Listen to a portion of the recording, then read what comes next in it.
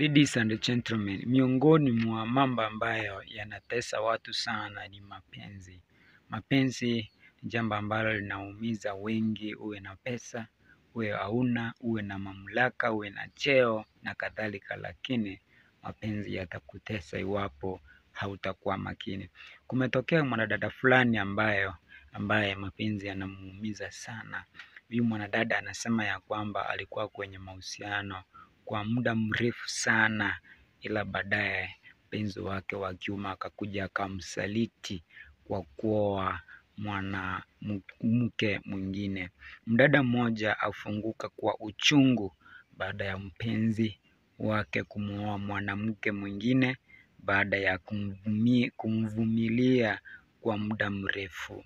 Nilimvumilia kwenye kila hali, ameenda kuoa mke mwingine. Hayo ni masuala ambayo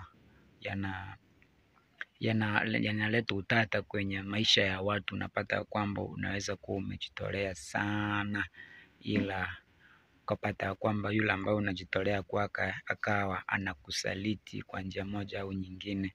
Ila kwa sasa kitu ambacho nafaa kufanya ni kwamba yapokee mambo ya japo namna ambavyo yanakuja, yapokee na maisha yawaje, maisha yaendelee, kwa sababu kuna kipindi ambacho hamkujuana na yeye na hukuwa unaumia, lakini sasa jifikirie kuwa hamko tena na yeye kabla mjuane.